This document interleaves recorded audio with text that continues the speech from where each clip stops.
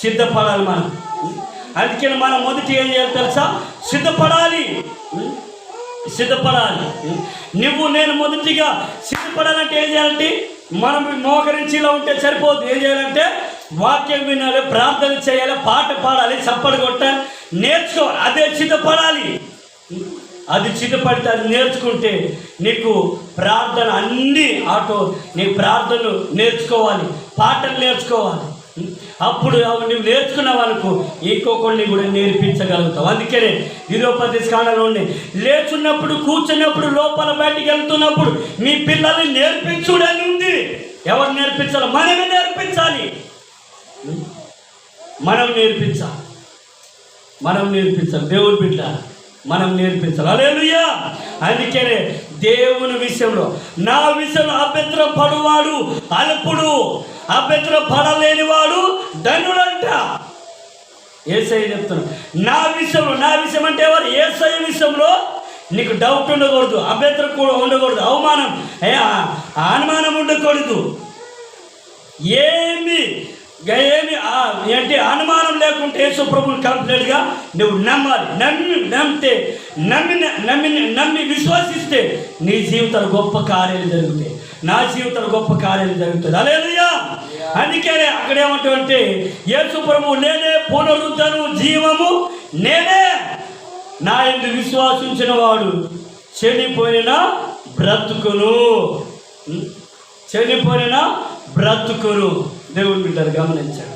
మన ప్రార్థనకు విశ్వాసం ఉన్నప్పుడు దేవుడు గొప్ప కార్యాలు, అద్భుతాలు, ఆశ్చర్య కార్యాలు జరిగిస్తాడు. మనం ఎప్పటికీ ఇది మర్చిపోకూడదు. మన పిల్లల్ని పాటలు నేర్పించాలి, ప్రార్థన నేర్పించాలి, అన్నీ నేర్పించాలి. అసలు మనం నేర్చుకోవాలి, నేర్పించాలి. ఈ సేవకుడు చెప్పిన మాటలు చర్చి వారికే విని మనం వెళ్ళిపోయినాం అనుకో, విడిచిపెట్టే మనకు పిల్లల్ని నేర్పలేదు. హల్లెలూయా.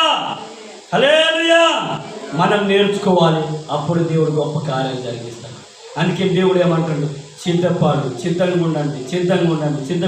దేవుడు రాకొచ్చినప్పుడు మనం ప్రార్థనతో మెలుగుతూ సిద్ధంగా ఉన్నప్పుడు మనం ఆటోమేటిక్గా ఎత్తబడతాం.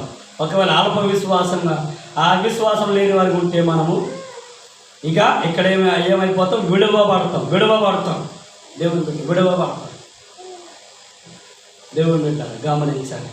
అందుకే మెలుగుగా ఉండు. అందుకే మనం ఏం చేయాలంటే దేవుని విషయంలో ఏ డౌట్ లేకుండా, ఏ అనుమానం లేకుండా దేవుని సంపూర్ణంగా నమ్మాలి.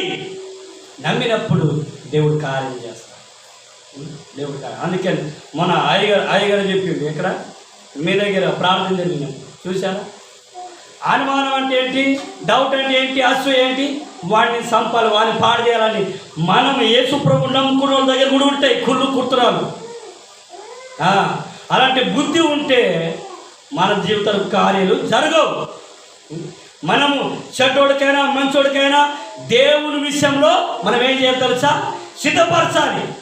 మనం సిద్ధంగా ఉండాలి. దేవుని కొరకు ఇలా ఉండాలి, ఇలా బ్రతకాలి, ఇలా జీవించాలని మనం వారికి సిద్ధపరచాలి. హల్లెలూయా. అందుకే యేసు ప్రభు ఆయన పునరుద్ధరణ నేనే, జీవము నేనే అని చెప్పాను. ఆయనంట యేసు ప్రభుని మనం సంపూర్ణంగా నమ్మితే మనము చనిపోయినా బ్రతుకుతాం. ఎట్లా బ్రతుకుతాం తెలుసా? మనం చనిపోయిన తర్వాత ఆత్మీయంగా బ్రతుకుతాం.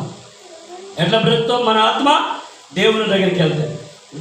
చనిపోయినాక మన ఆత్మ ఇక్కడ నరకంలో, అగ్నిగుండంలో వెళ్ళదు, పరలోకంలో కూడా వెళ్ళదు, మధ్యాకాశంలో వెళ్తుంది. మధ్యాకాశంలో అక్కడ తీర్పు ఉంటుంది. మధ్యాకాశంలో వెళ్తుంది. అక్కడి నుండి యేసు ప్రభు తీర్పుకి పిలుస్తాం. తీర్పు నుండి పాపము చేసిన వారికి నరకం, పాపం చేయలేని వారికి పరలోకం. హల్లెలూయా. దేవుని బిడ్డ అందుకే నేనే పునరుద్ధానం జీవం ఆనంద విశ్వాసం. భూమి మీద నీతిగా, యథార్థంగా, పవిత్రంగా, పరిశుద్ధంగా ఉన్నప్పుడు దేవుడు గొప్ప కార్యాలు జరిగిస్తారు. హల్లెలూయా. ఈ మాటలు దేవుడు దీవించునుగాక. ఆమేన్. ప్రార్థన చేసుకుందాం, మోకరించుకుందాం. దేవుడు సూటిగా మనతో మాట్లాడే